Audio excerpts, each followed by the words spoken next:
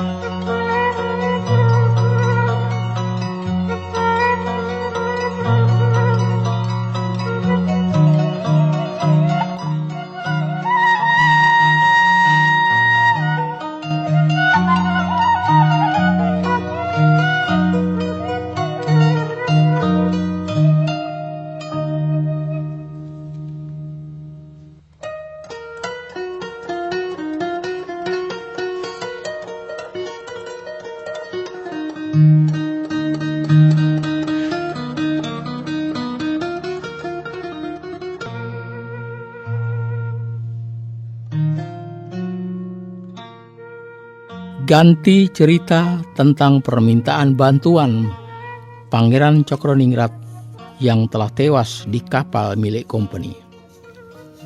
Bantuan sudah datang ke Madura menuju ke Tanjungan. Pimpinan bala Bali itu bernama Dewa Ketut, membawa bala sebanyak 1.000 orang.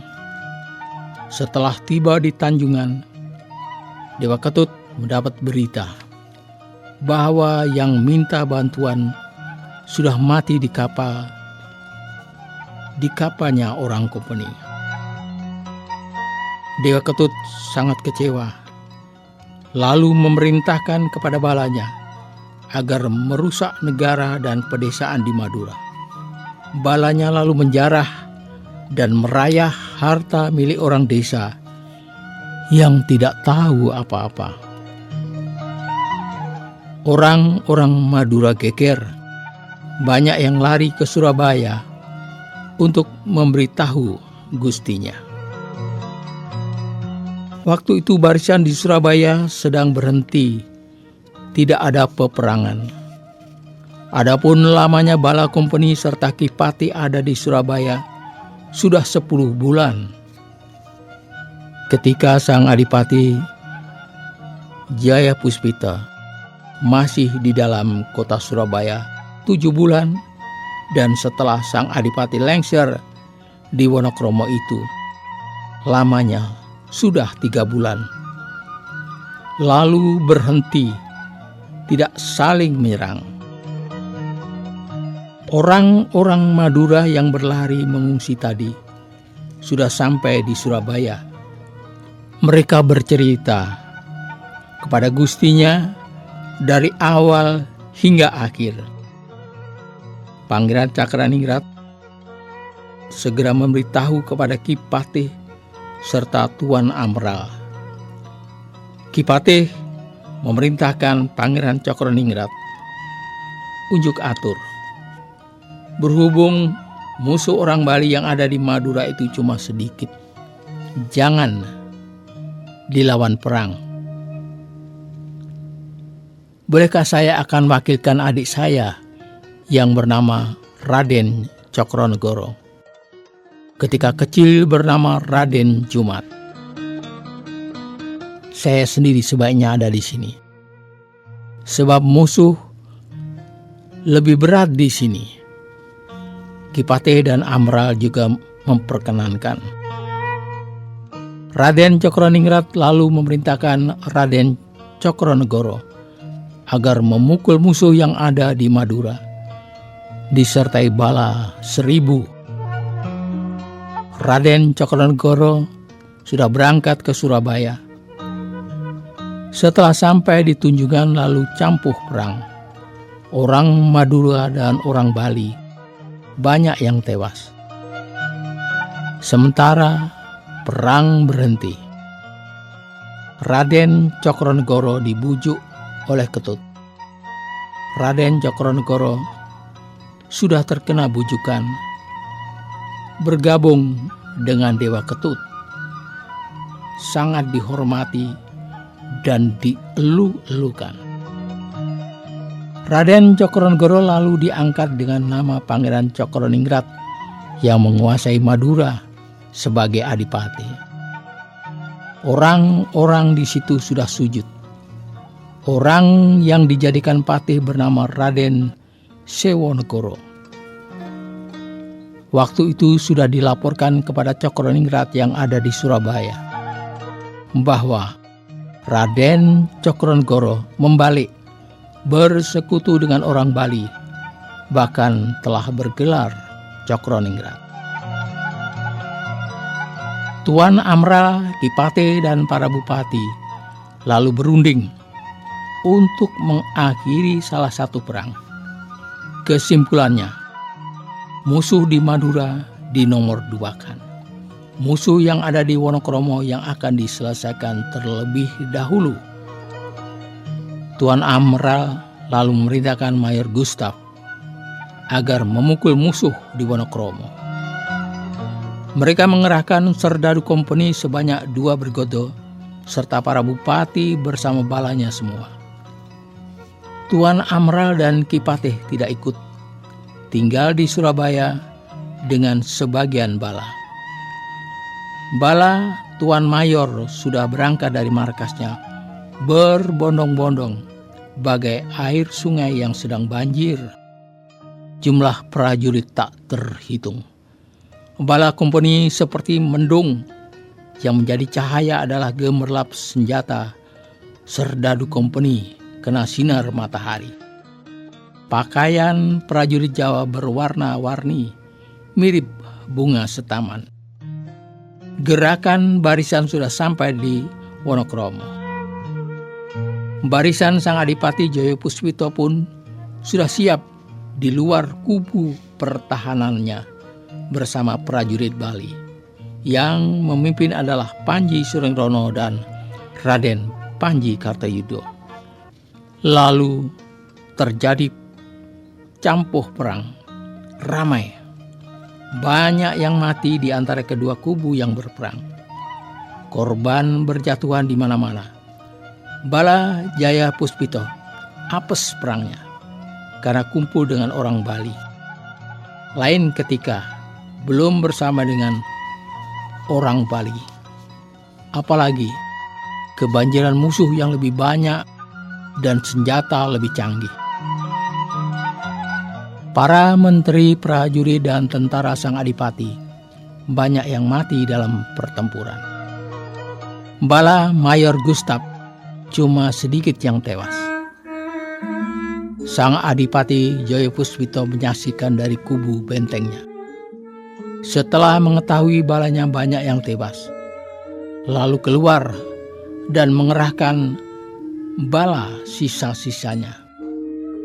Tetapi tumpas bagai sesulung masuk dalam api. Mereka yang masih hidup mundur kembali ke kubu perbentengan dan berhenti karena malam pun datang. Barisan lawan tidak mengejar, tetapi berhenti di luar benteng sang Adipati, agak jauh. Rencana Tuan Mayor siang hari besok, benteng sang Adipati akan digempur habis. Setelah waktu malam, sang Adipati Jaya Puspito dimohon berunding dengan para tentara. Sebaiknya sang Adipati lengser di Japan. Di sana tempatnya luas, dekat sungai besar. Cocok jika digunakan untuk bersiap menata barisan dan mengumpulkan bala. Wonokromo tempatnya sumpek. Sang Adipati menuruti saran tersebut, lalu mengundang bala dan petugas perlengkapan perang supaya siap-siap.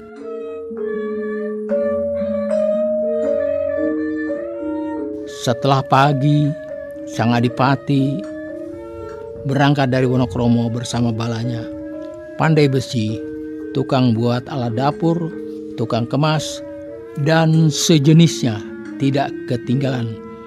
Bersatu dengan petugas perlengkapan perang, mulai bergerak paling depan. Sang adipati berjalan di belakang. Pada waktu itu bala sang adipati masih 7.000 orang. Sebab selama perang balanya tak ada seorang pun yang menyerah. Rombongan yang berjalan itu jika dilihat dari atas, laksana praja beralih tempat. Tuan Mayor setelah tahu bahwa sang adipati lengser, lalu memburu. Sang adipati melayani sambil berjalan. Kompeni lalu kembali menduduki kubu sang adipati yang sudah dikosongkan di Wonokromo itu. Terus pulang kembali ke Surabaya. Sang adipati sudah sampai di Japan, menyusun kubu pertahanan dan memperbaiki barisannya. Kala itu Ki Patih Cokrojoyo lalu berunding dengan Tuan Amral tentang musuh yang ada di Madura. Ki Patih lalu memerintahkan kepada Pangeran Cokroningrat untuk merebut kembali negaranya di Madura yang diikuti bala dari pesisiran dengan beberapa bupatinya. Yang memimpin adalah Mayor Gustav dengan serdadu kompeni 1 Bergodo. Kaptennya 2 orang, yaitu Kapten Besing dan Kapten Tonar. Barisan berangkat dari Surabaya. Setelah sampai di Surabaya, terjadilah campuh perang di Malaya. Bala dari Surabaya banyak yang tewas di tangan orang-orang Bali. Lalu dibantu oleh serdadu kompeni, orang Bali banyak yang mati. Dewa Ketut beserta balanya berlari ke kota Tunjungan. Kompeni dan bala Madura mengejar. Lalu perang ramai. Kedua belah pihak saling menghancurkan. Banyak korban berjatuhan. Berhubung orang Bali kebanjiran lawan, Dewa Ketut bersama balanya lari ke arah utara timur, terus naik kapal berniat pulang ke Bali. Raden Cokronegoro dan Raden Sewonegoro dibawa ke Bali. Tuan Mayor beserta serdadu kompeni banyak mendapat jarahan dan boyongan, lalu dibawa ke Surabaya. Pangeran Cokroningrat masih tinggal di Madura, menata kembali negaranya. Ki Patih serta Amral lalu mengatur ke Kartosuro menyerahkan harta jarahan dan boyongan dari Madura tadi. Juga menyerahkan Garwo Putro Pangeran Cokroningrat yang mati di kapal. Utusan sudah berjalan. Tidak lama sudah kembali ke Surabaya serta membawa 4 surat. 2 surat masing-masing diberikan kepada Raden Suryowinoto dan Sastrowinoto yang dijadikan bupati di Surabaya. Surat yang lain diberikan kepada Ronggo Pramono. Beliau dijadikan bupati di Lamongan. Dan 1 lagi untuk Patih Jipang yang bernama Ki Songko. Di Ganjar negara Jipang diberi nama Tumenggung Mataun.